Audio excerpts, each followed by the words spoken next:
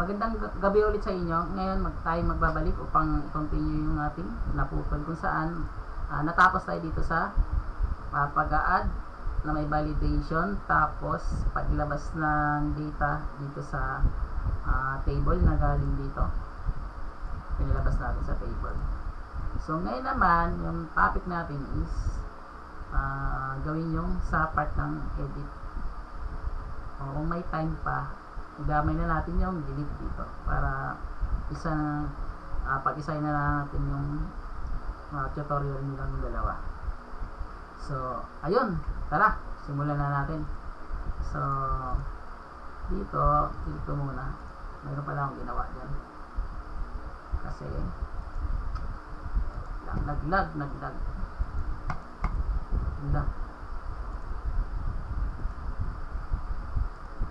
so delete ko muna, edit ka lang ito. So yan, gawa muna para makita nyo kung paano gawin. So gawa tayo. Pag click ko tong edit, pupunta din siya doon sa part ng edit, pero i-review nyo pa lang muna yung kunwari ito yung pinili niya, lalabas nyo ng kunwari pinili ko yung bagyo, lalabas nyo sa dito yung bagyo. So ayun, create na tayo ng edit. So edit, calamity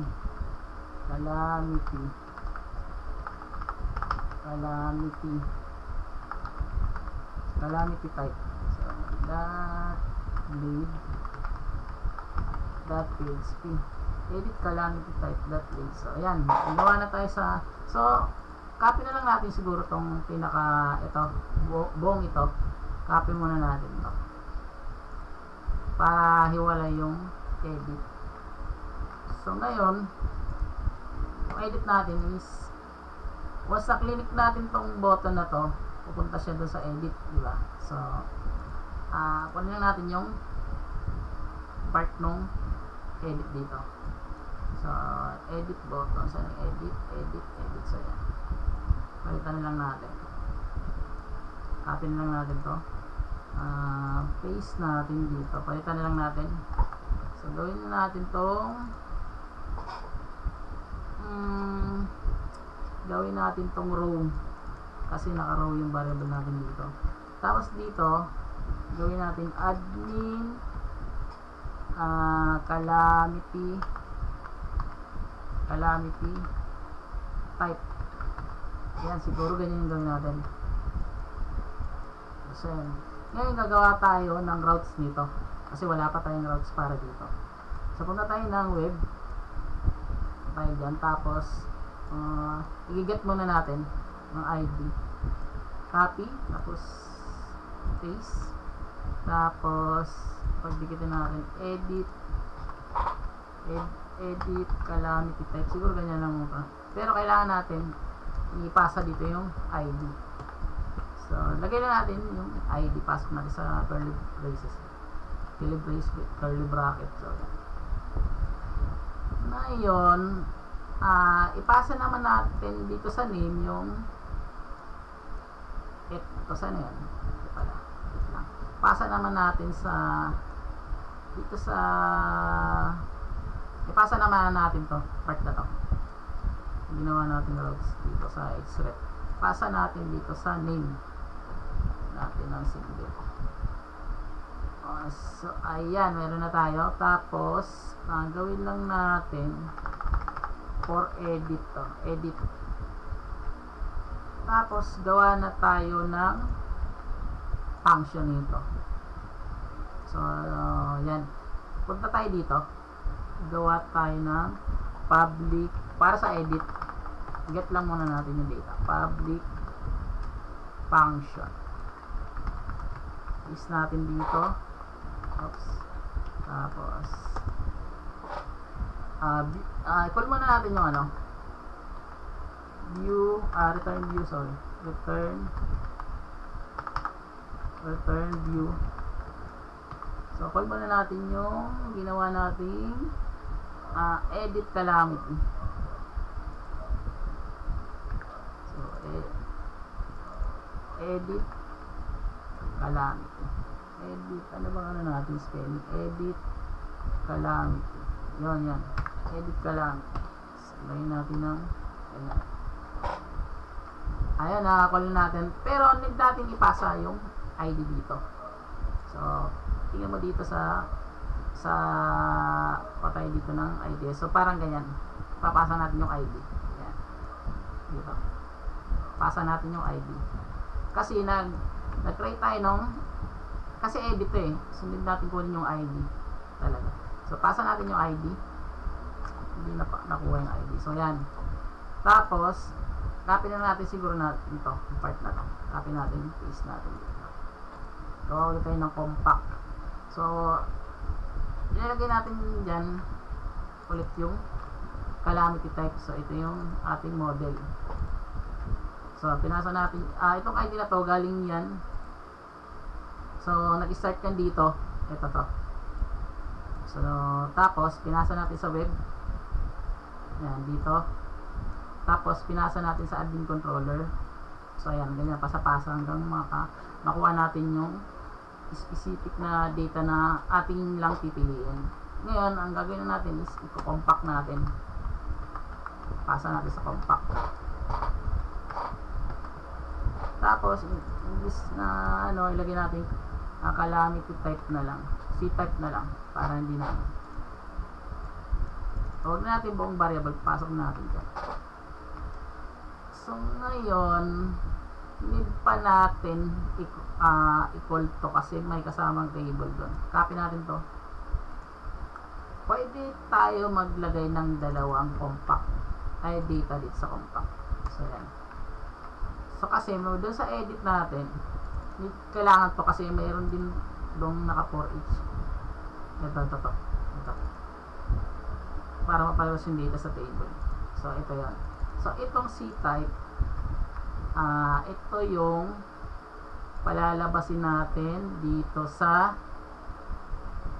maglalagay tayo ng value dito sa calamity name. Lagay tayo ng value. Tapos, so parang ganito sa kanya.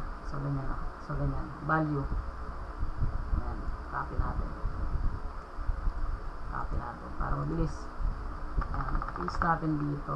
Pero, ang ilalagay natin dito sa student, so ito yung dineclare natin variable na C-type. Copy lang natin. So, nasa inyo kung anong declare dyan. Tapos, pinasa natin sa compact. Tapos, yung pinasa natin sa compact, ipapasa naman natin dito sa edit. Dito sa value na recta. Tapos, itong, kasi naka-object. Ang ilalagay natin dito sa name is itong calamity name. Tapos, check pa natin. So, hindi siya save. Update. Check na natin kung goods na. So, check natin. So, nirefresh ko.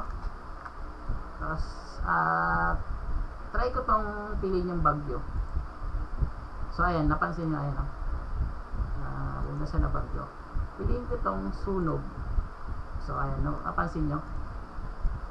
So, ayan, nakuha na natin yung gusto nating i-edit. So, paste 3 sa dulo. So, ayan, di ba? Yun. Nakakuha na natin yung individual na data once na sinelect natin dito kung anong gusto natin i-select. So, yung kunwari, ito yung COVID-19.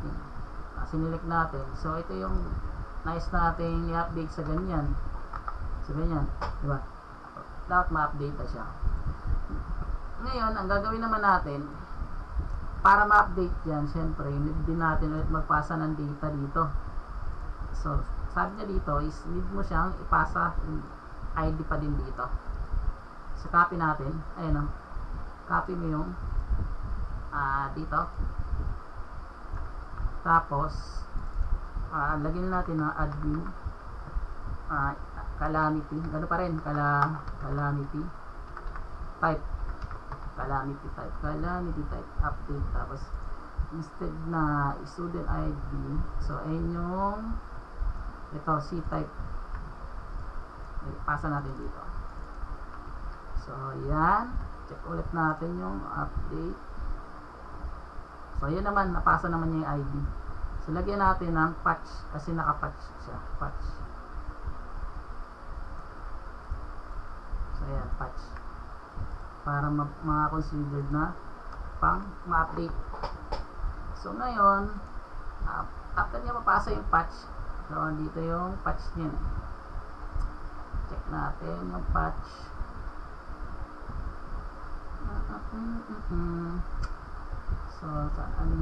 So update natin ng ganito. So ayan, need natin i-update ng ganyan. So pero syempre, ang gagawin natin dyan is gagawa muna tayo ng panibagong ano dito sa ating web. So need natin i-copy, paste natin dito. So palitan natin ng put.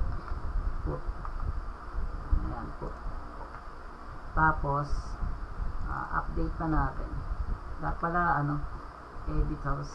Sige, yun lang muna. Dapat get na lang muna, get ID. So ayan, edit. Pwede naman yan. Kaya lang muna update calamity. Tapos update calamity. Tapos ipapasa natin dito yung sa name yung ito.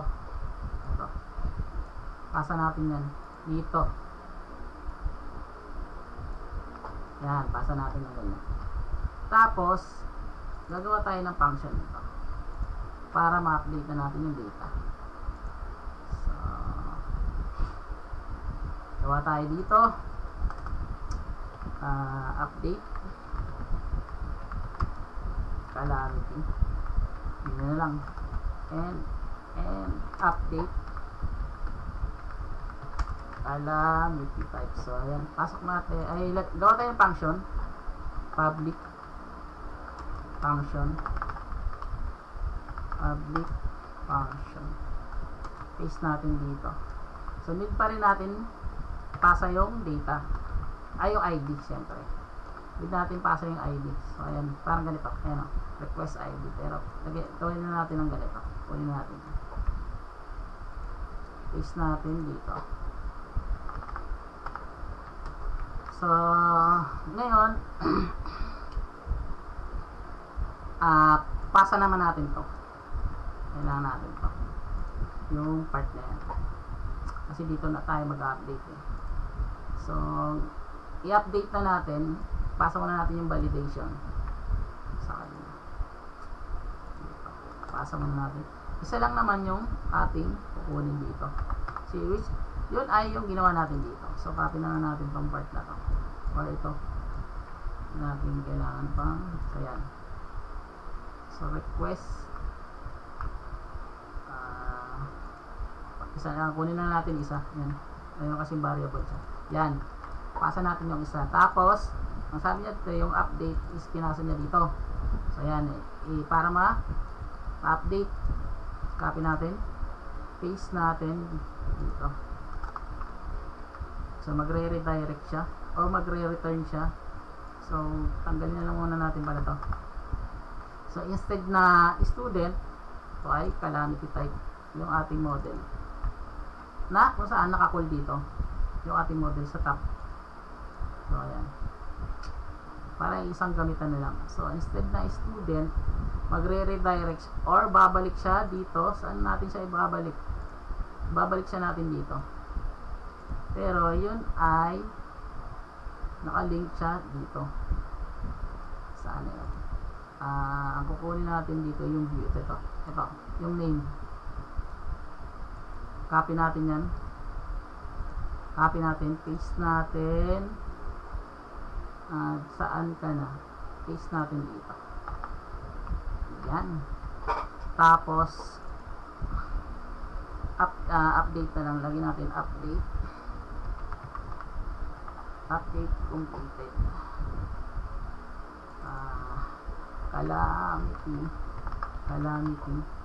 Calamity type has been updated. Copy natin to, part na to. Tapos paste natin dito sa edit, sa may hash na to. So ayan. So goods na ba? Check na natin. Ngayon. Kung okay. Check muna natin kung nakaput nga ba talaga yung kanyang update. Put ba siya? Student, ayan, put, di ba? Ayan, put. Put or patch yung ina niya, pero put yung doon. So, check na natin. Punta tayo dito sa COVID-19. Try natin. Lagyan ng ganyan. Oops, ayun na, error na. The patch method is not supported. Hindi daw supported yung patch. So, check natin yung edit na yan dito. So, ito yung patch na to. Hindi daw supported ng ano niya. Pero, try natin munang tanggalin. Kasi, naglagay tayo dito ng post. Tingnan natin muna.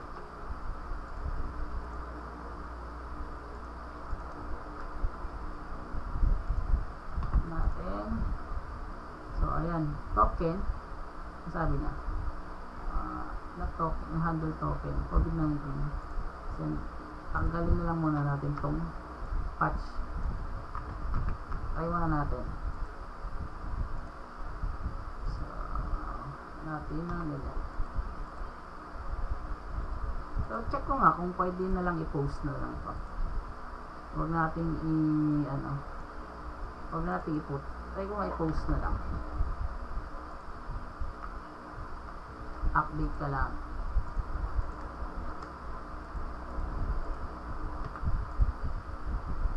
Not found. So, hindi siya bumalik sa Calamity. So, admin Calamity. So, check natin. So, hindi siya pumunta dito.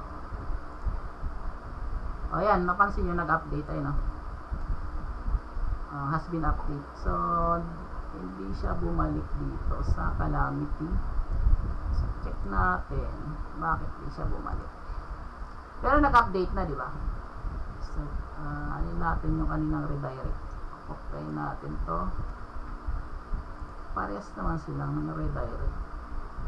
Routes. So, wala kasing routes. So, copy na lang natin to. Copy na lang natin tong part na to. Paste natin dito.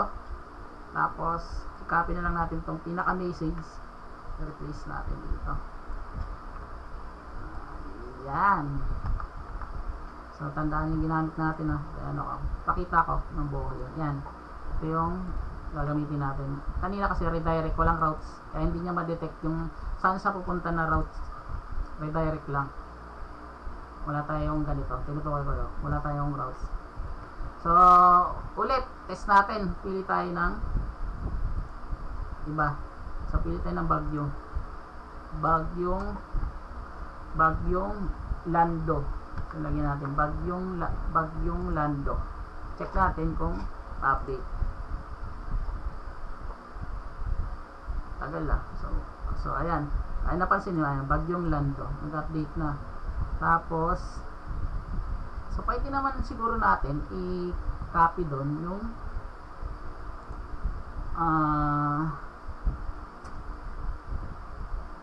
siguro yun na.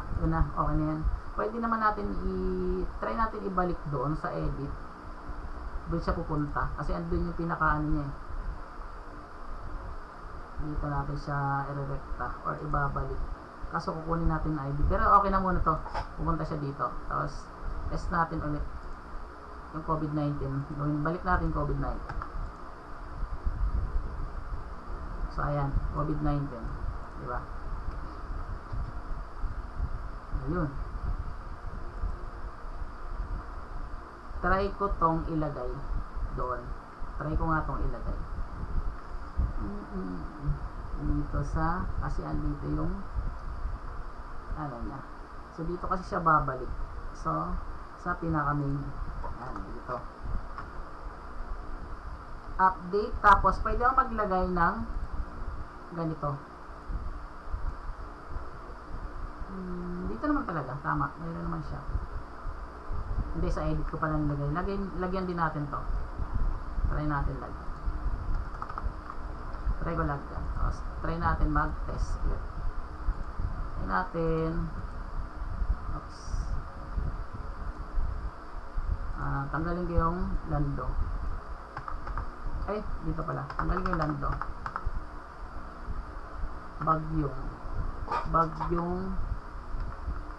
Bagyong ining. Update. So, ayan, di ba? Calamity type has been updated. So, ayan. Nagawa na natin yung edit dito.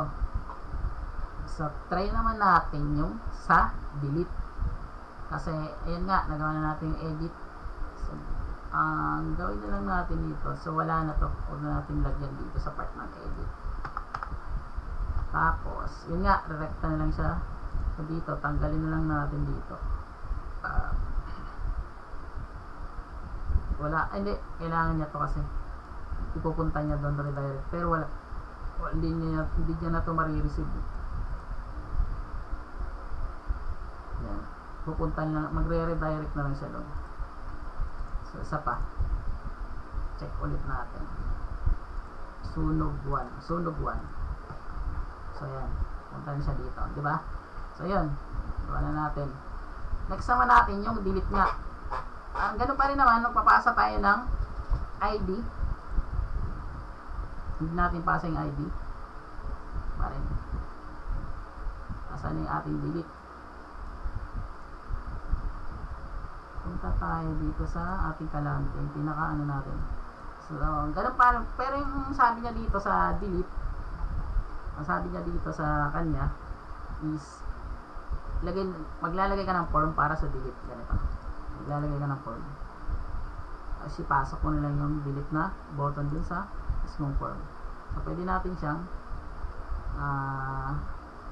gamitin. So, try natin yung katulad ng kanya. Tapos, pasok natin yung delete.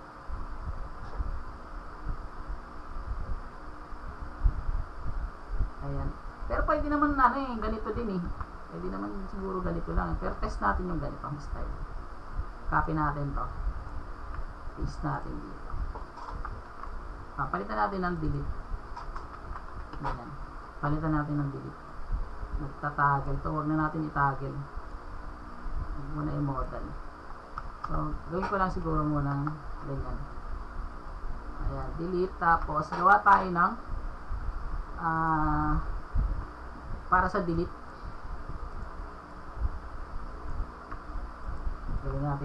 Gawin natin, try natin post lang ulit. Tapos, instead na update, gawin natin yung delete. So, itong edit dito, dapat get na lang to, get ID. Pwede nyo palitan yan. Copy. Ay, dito sa calamity, balik ulit tayo. Copy natin to. Lagyan natin sa name. Copy natin. Paste natin sa dulo. Sa may name. Try natin. So, gawa tayo ng sariling akin. So, gawin natin is delete. Delete calamity type. Tapos, copy natin. Copy. Tapos, punta tayo ng admin controller. Gawa tayo para sa delete. Delete calamity. So, ayan. And, delete calamity. So, ayan. Tapos, magpa-public function na tayo. Public. Ayan. Tapos, as usual, pasa natin yung ID, syempre. Kasi kailangan din natin sa delete na magpasa ng ID. So, yan. So, sa delete niya is, ano bang ano niya sa delete? Hanap tayo dito ng pang-delete. Sa delete niya, hanap tayo ng pang-delete. Delete. I need you delete. So, ganito lang yung delete. Copy natin. Paste natin dito. Instead na student, siyempre hindi naman student tayo. Calamity type ng atin.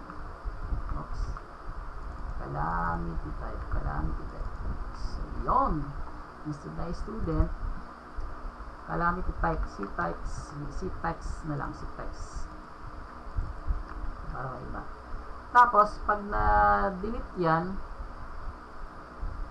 babalik ulit doon. Re-recta ulit doon. So, copy ulit natin yung dito. Copy natin ito dito. Tapos, palitan lang natin ng delete completed. So, ayan. Has been deleted. Calamity type has been deleted. So, yan. So, pero syempre, doon natin i-recta. Copy natin. I-copy natin to. Doon natin ulit ipasok dito. I-return na lang tayo dito. Yan. Tapos, tawagin natin tong delete completed dito sa calamity. So, dito sa top. Para mag-message siya once na sasabihin niya na deleted. Copy natin. Paste natin dito. So, call natin yung ito. Call natin to. Ayan. Call natin yan. Tapos, paste natin dito sa add pala natin nilagay. Sorry. Cut ulit natin. Nasa add ko nilagay. So, dito natin sa all. Dito natin siya sa all ilagay. So, copy natin to. Copy natin. Paste natin dito sa dito. Ayan. Paste natin dyan. So, every time na mag-delete, magsasabi siya nun. Siguro, success pa rin. Oh, maganda. So, sige, ganyan lang muna. Test na natin muna. Mag-delete. Ito natin sure. So, test 3, delete natin. So, ayan na, di ba? Hindi na nag-delete. So, hunter student. Check natin kung anong kanyang error. Saan na yun? Calamity.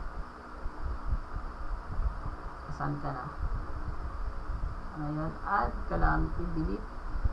So, nagpasa tayo ng ID. Tapos, pinasa natin yung ID dito.